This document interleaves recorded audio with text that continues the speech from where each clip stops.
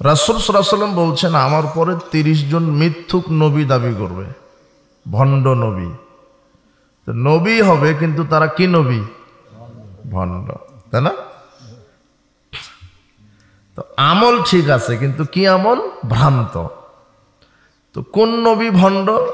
যা আল্লাহর পক্ষ থেকে নবুয়ত প্রাপ্ত হয়নি, নিজে মিথ্যা দাবি করে, সে হলো ভণ্ড। তো কোন আমল ভ্রান্ত? যেটা আল্লাহ এবং তার রাসূলের পক্ষ থেকে দেওয়া হয়নি, সেই আমলটাই ভ্রান্ত। অথচ আপনি আমলই করছেন। তো ওই আমলটাই ভ্রান্ত আমল যেটা আল্লাহর পক্ষ থেকে দেওয়া নাই, যেটা রাসূল সাল্লাল্লাহু আলাইহি ওয়াসাল্লামের সুন্নাহ দ্বারা প্রমাণিত নয়। মানুষ বাপদাদার দোহাই দিয়ে, সংখ্যাগরিষ্ঠতার দোহাই দিয়ে করছে, দেশাচারের দোহাই দিয়ে, লৌকিকতার দোহাই দিয়ে করছে, যেটা কোরআন সুন্নাহ দ্বারা প্রমাণিত নয়, সেটাই হলো ভ্রান্ত আমল। তো কথা হচ্ছে,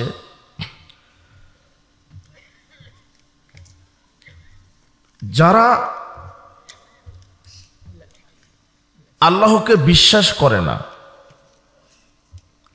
আপনারা খুব একটু ধৈর্যের পরিচয় দিবেন, ঠিক আছে না? মানে আমি কথাগুলি এগুলি বোঝানো কঠিন। আল্লাহ আমাদেরকে সঠিকটা বলার এবং সঠিক বুঝ দান করার তৌফিক দান করুন। যারা ঈমান এনেছে তারা তো মুমিন, এবং যারা সার্বিক জীবন আল্লাহর বিধানকে মেনে চলে তারা হলো মুসলিম। তো আল্লাহ সুবহানাহু ওয়া তাআলার পক্ষ থেকে মনোনীত দিন হচ্ছে ইসলাম।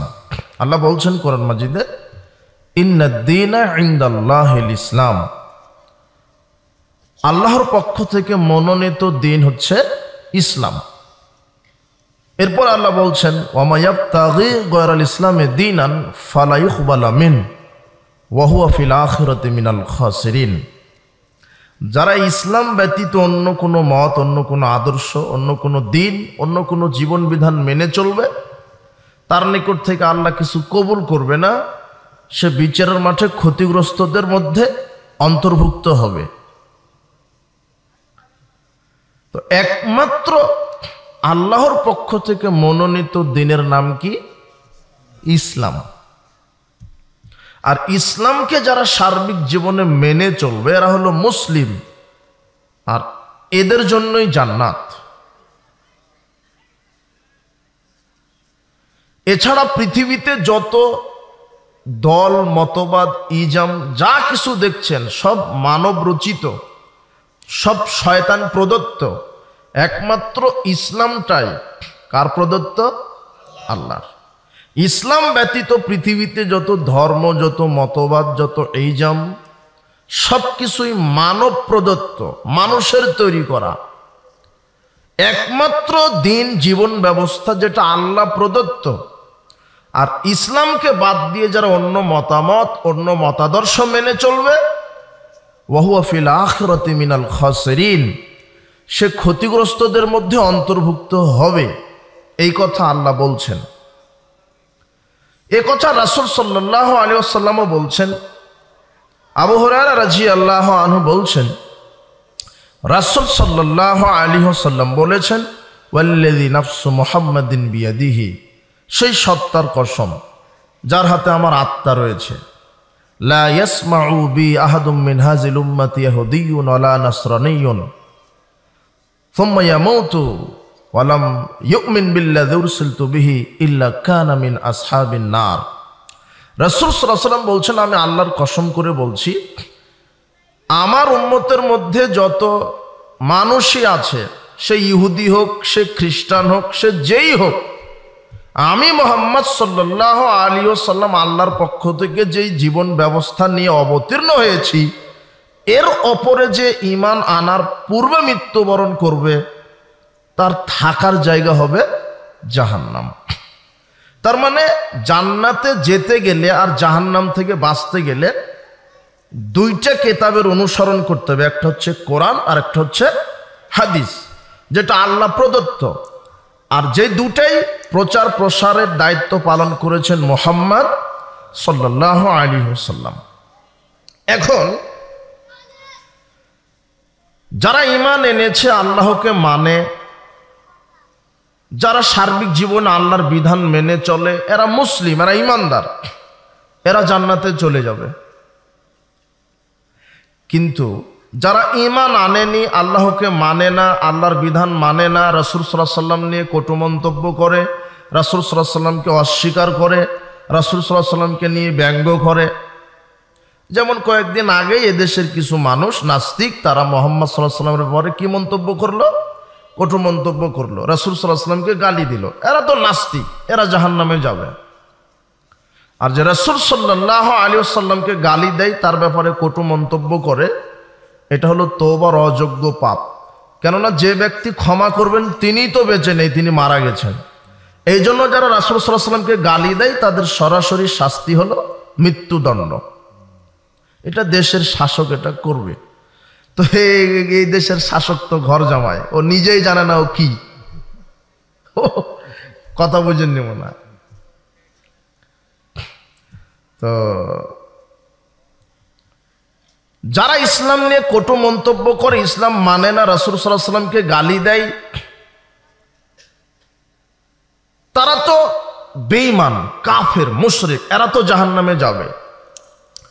কিন্তু আমার কথা হচ্ছে, বিচারের মাঠে বহু মুসলিম যারা আমল করছে দিন রাত, এরাও জাহান্নামে চলে যাবে। যারা আল্লাহকে মানে না, আল্লাহকে বিশ্বাস করে না, যারা রাসূল সাল্লাল্লাহু আলাইহি ওয়াসাল্লামকে মানে না, রাসূল সাল্লাল্লাহু আলাইহি ওয়াসাল্লামকে বিশ্বাস করে না, যারা কাফের, যারা মুশরিক, যারা নাস্তিক, যারা আমল করে না, এরা জাহান্নামে যাবে।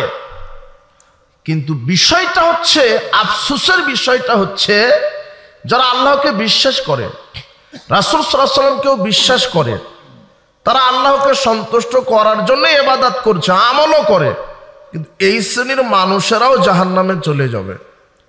তো বিচার মাঠে আক্ষেপ কার বেশি হবে? একটু লক্ষ্য করেন, আপনার দুইটা ছেলে, কয়টা ছেলে? দুইটা ছেলে। আপনার দুটো ছেলেই ইন্টারমিডিয়েটে পড়াশোনা করে। তো একটা ছেলে পরীক্ষা দেয়নি, তাহলে ওকে পাশ করে দেবে নাকি? আর একটা ছেলে সব পরীক্ষা দিয়েছে, ওর যে কয়টা সাবজেক্ট, 8টা হোক 10টা হোক, 10টা সাবজেক্টের উপরে পরীক্ষা। তো একটা ছেলে একটা পরীক্ষাও দেয়নি, আর আরেকটা ছেলে তার যেই কয়টা সাবজেক্ট, সব সাবজেক্টেই পরীক্ষা দিয়েছে। তো যেই ছেলেটা পরীক্ষা দেয়নি, ও পাস না ফেল? ও তো এমনিতেই ফেল, যেহেতু কি দেয়নি, পরীক্ষায় দেয়নি। আর যেই ছেলেটা পরীক্ষা দিয়েছে, ঠিক যেই তারিখে পরীক্ষা, যেই সময়ে যেতে হবে ঠিক সময়ে গেছে, ঠিক সব পরীক্ষা দিয়েছে, রাত জেগে পড়াশোনা করেছে, বছর ভরে পড়াশোনা করেছে, পরীক্ষার সময় পরীক্ষা দিয়েছে, পরীক্ষা দেওয়ার পরেও ফেল করেছে, করে না? করে। আচ্ছা বলেন তো, আফসোসটা কার বেশি? যে পরীক্ষা দেয়নি সে তো এমনিতেই ফেল, কিন্তু সবচেয়ে আফসোস, আক্ষেপ, হতাশা প্রকাশ করবে ওই ছেলেটাই যে সব পরীক্ষা দেওয়ার পরও ফেল করলো। আহা, আমি তো পরীক্ষা দিয়েছি তারপরও ফেল করলাম। তো বিচারের মাঠে যারা কাফের, মুশরিক, মুনাফিক, যারা আমল করেনি, এরা তো জাহান্নামে যাবে। কিন্তু যারা আমল করেই জাহান্নামে চলে যাবে, পৃথিবীতে অনেক আমলকারী আছে, যারা সিয়াম রাখছে, হজ করছে, যাকাত দেয়, কোরআন তেলাওয়াত করে, দান সাদকা করে, অনেক আমল করে, আমল করার পরও বহু মানুষ জাহান্নামে চলে যাবে। এমনও রাসূল সাল্লাল্লাহু আলাইহি ওয়াসাল্লাম বলছেন, পৃথিবীতে এমনও সালাত, সিয়াম, হজ, যাকাতকারী আছে, এরা খুব বেশি পরহেজগারিতা দেখাবে, এরা বেশি সালাত আদায় করবে, বেশি সিয়াম পালন করবে, কিন্তু রাসূল সাল্লাল্লাহু আলাইহি ওয়াসাল্লাম তাদেরকে মুসলমানই মনে করেননি। দেখেন হাদিসটা শোনেন। আবু সাঈদ খুদরি রাদিয়াল্লাহু আনহু বলছেন, রাসূল সাল্লাল্লাহু আলাইহি ওয়াসাল্লাম বলেছেন, ইয়াখরুজু ফীকুম কওমুন, অচিরেই তোমাদের উপর একটা জাতি বের হবে, তাহকিরুনা সালাতাকুম মা সালাতিহিম, তাদের সালাতের তুলনায় তোমাদের সালাতকে অল্প, তুচ্ছ, নগণ্য মনে করবে। ও সিয়ামাকুম মা সিয়ামিহিম, তাদের সিয়ামের তুলনায় তোমাদের সিয়ামকে তারা তুচ্ছ মনে করবে। ও আমালাকুম মা আমালিহিম, তাদের আমলের তুলনায় তোমাদের আমলকে তারা তুচ্ছ মনে করবে। ইয়াকরাউনাল কোরআন, তারা কোরআন তেলাওয়াত করবে, এত বেশি কোরআন খতম দিবে, খতমের প্রতিযোগিতা করবে, কোরআন তেলাওয়াত করবে, তারা সালাত আদায় করবে, সিয়াম পালন করবে, হজ করবে, আমলের দিকে অনেক পরহেজগারিতা দেখাবে। লা ইউজাইজু হানাজিরাহুম, কিন্তু তাদের কোরআন তেলাওয়াত, তাদের সালাত সিয়াম কণ্ঠের নিচে নামবে না। ইয়ামরুকুনা মিনাদ দ্বীন, তারা ইসলাম থেকে বের হয়ে যাবে। কামা ইয়ামরুকুস সাহমু মিনার রামিয়া, যেভাবে ধনুক থেকে তীর বের হয়ে যায়, ধনুক থেকে তীর যেভাবে বের হয়ে যায়, এক শ্রেণীর সালাত সিয়াম হজ যাকাতকারী মানুষ ইসলাম থেকে বের হয়ে যাবে। হিন্দু ইহুদি যেমন, এরাও তেমন, এ কথা মুহাম্মদ সাল্লাল্লাহু আলাইহি ওয়াসাল্লাম বলেছেন। তাহলে ঘটনা কি? কোন ব্যক্তিটা সালাত সিয়াম হজ যাকাত আদায় করার পরও মুসলমান না, তাহলে তার আকীদাতে সমস্যা আছে। এই কারণে তার ভিতরে শিরকি আকীদা আছে, বড় শিরকি আকীদা আছে, এই কারণে সে মুসলিম না। আচ্ছা, এটা থাক।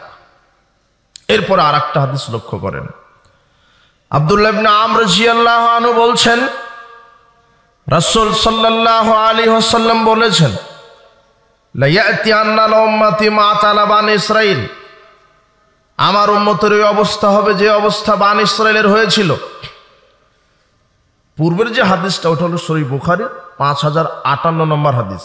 যারা সালাত সিয়াম হজ যাকাত আদায় করার পরও এক শ্রেণীর মানুষ মুসলমানই থাকছে না। কি থাকছে না? ওটা বুখারীর 5058 নম্বর হাদিস। বহু মানুষ আছে পৃথিবীতে, তারা সালাত সিয়াম হজ যাকাত খুব বেশি আদায় করছে, কিন্তু তারা কি না? মুসলমানই না। এই কথা মুহাম্মদ সাল্লাল্লাহু আলাইহি ওয়াসাল্লাম বলছেন। তো তারা কারা?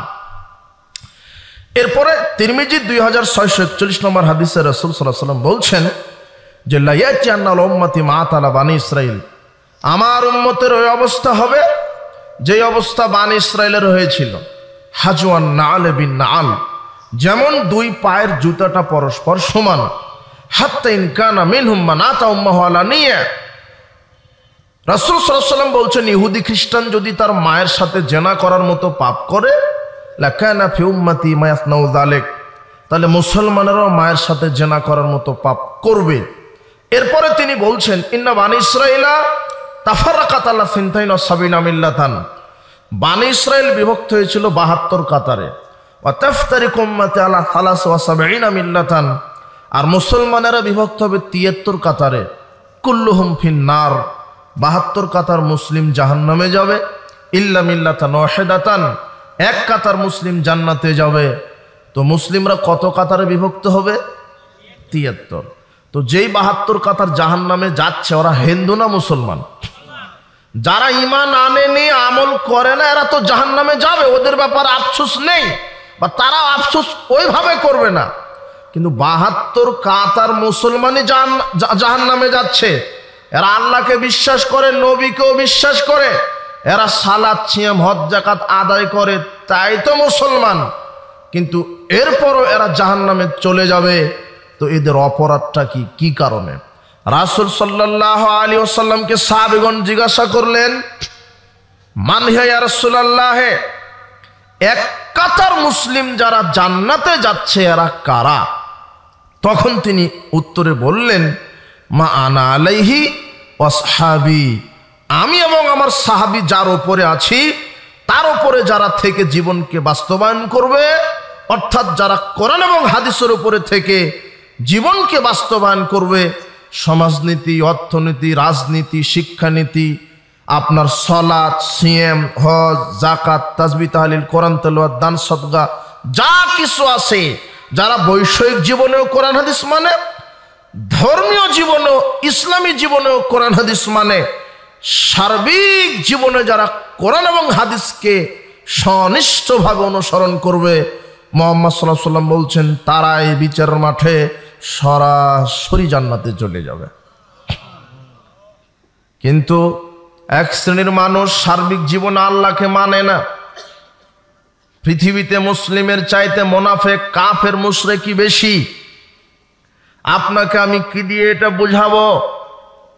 পৃথিবীতে মুসলিম মুমিন এদের চাইতে কাফের মুশরিক মুনাফিক বেশি।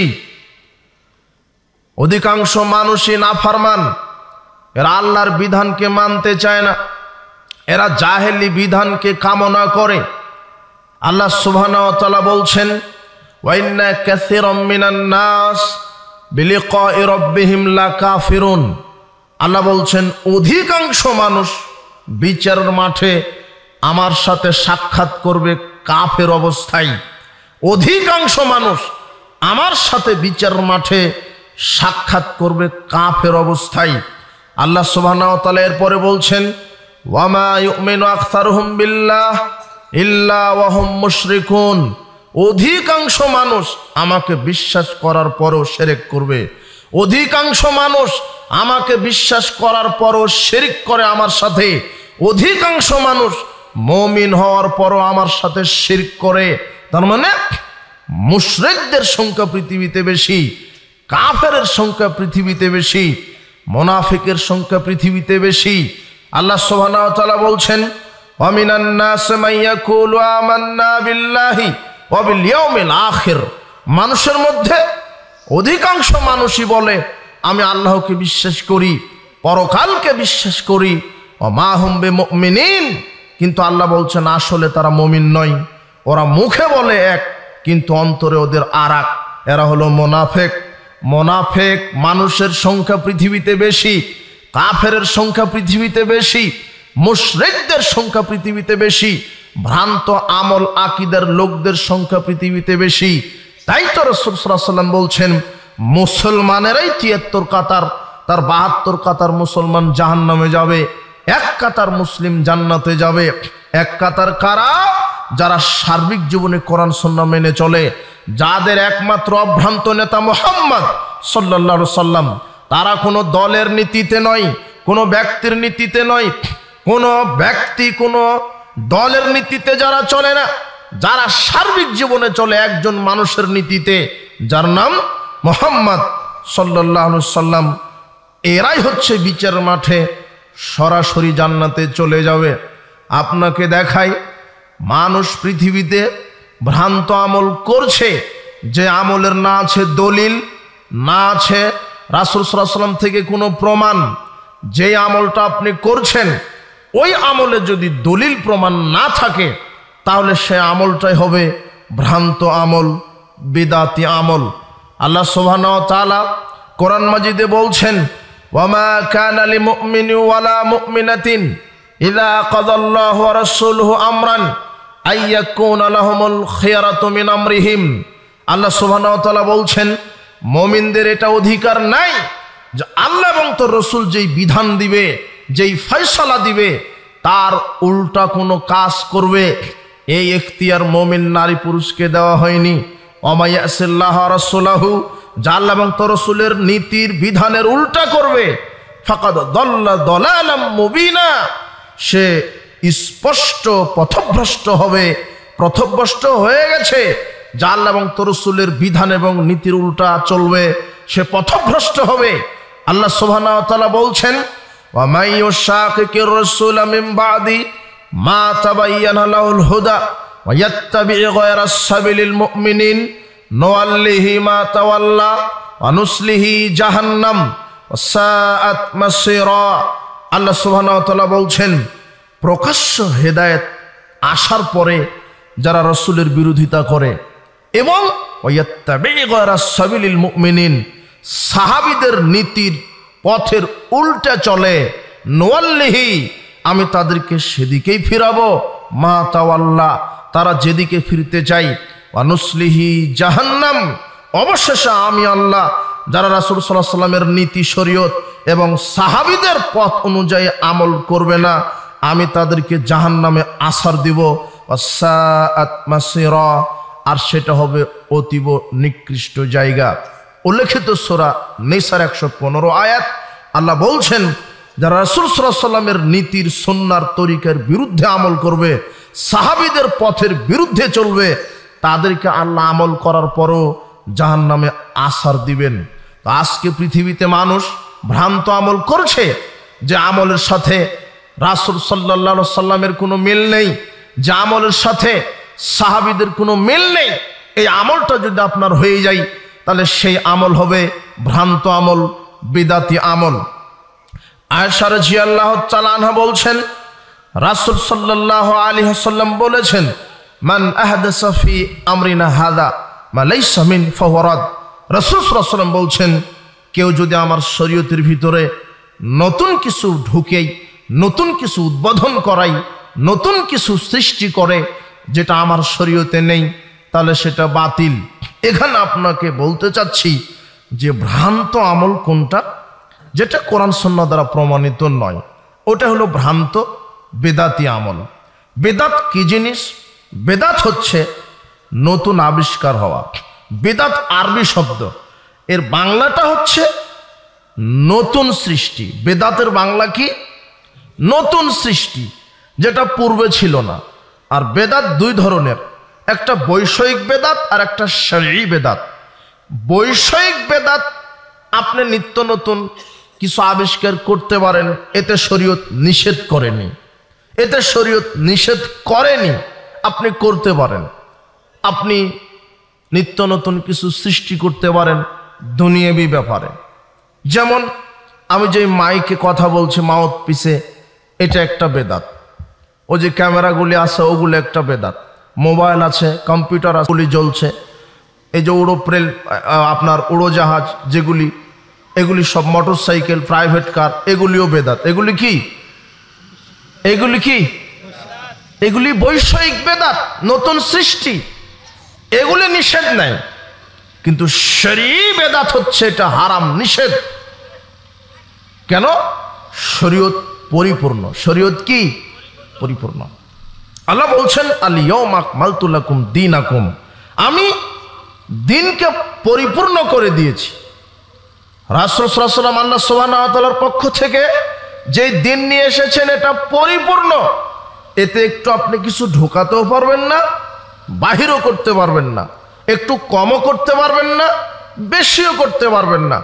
আল্লাহ সুবহানাহু ওয়া তাআলা যেটা দিয়েছেন, রাসূল সাল্লাল্লাহু আলাইহি ওয়াসাল্লাম যেভাবে করতে বলেছেন, আপনাকে ওইভাবে